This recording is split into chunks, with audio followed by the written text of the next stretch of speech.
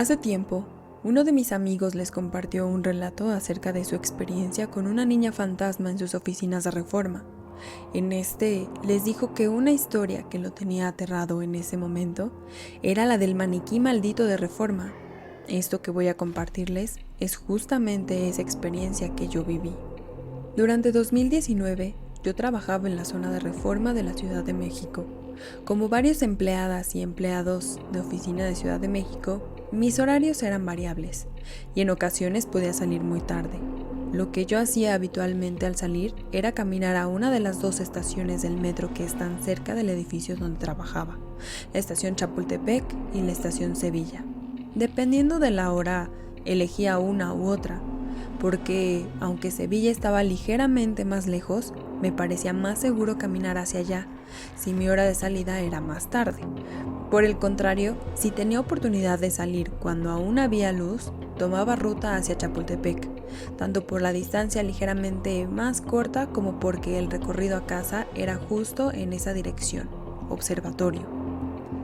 Debo admitir que soy fanática de las historias de fantasmas y relatos. Esa afición empezó más o menos por esas épocas, escuchando diferentes podcasts y emisiones en mis ratos libres y también en mis recorridos de regreso a casa al salir de la oficina. A pesar de mi afición, el haber tenido esta experiencia sigue siendo para mí lo más intenso y escalofriante que he vivido. Salí del trabajo tarde, hacia las 10 de la noche. Estaba de muy mal humor por el estrés y el cansancio y el estúpido de mi jefe, por lo que andaba en lo que yo llamo piloto automático, para referirme a ese estado en el que no pongo mucha atención a las cosas y solo me dejo guiar por el instinto.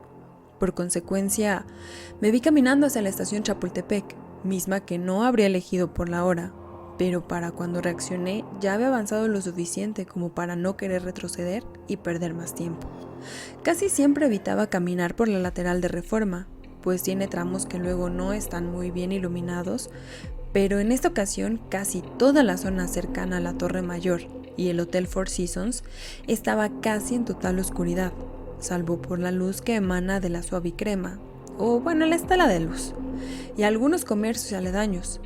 Lo que yo veía delante de mí eran unos 100 metros de penumbra. Decidí entonces quitarme mis audífonos para estar más alerta y guardé mi teléfono para no llamar la atención de los amantes de lo ajeno.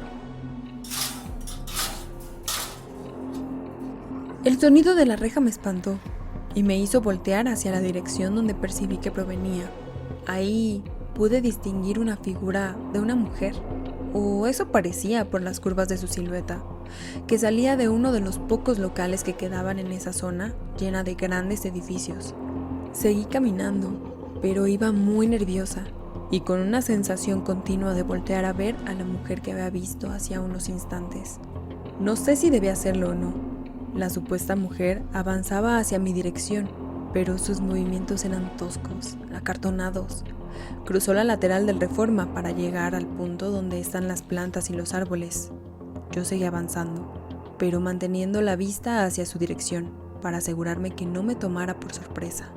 De repente, todo se salió de control, cuando de entre las plantas salieron corriendo dos personas, que supongo eran indigentes que dormían ahí, despavoridos y gritando. Fue el miedo de estos dos individuos el que me hizo salir corriendo también, pero volteaba constantemente hacia atrás.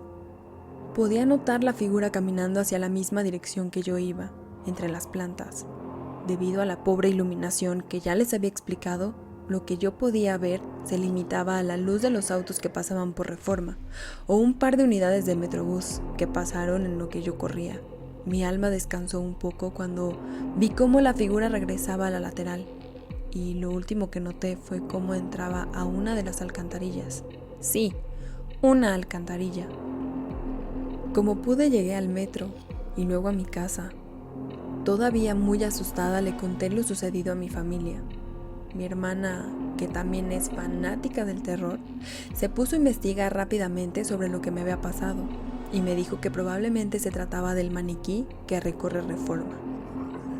Resulta que en otros canales y podcasts se han contado historias de un maniquí maldito que acecha la zona, Yo no estoy segura de si se trata de lo mismo, y en realidad tampoco tengo claro qué es exactamente lo que yo viví.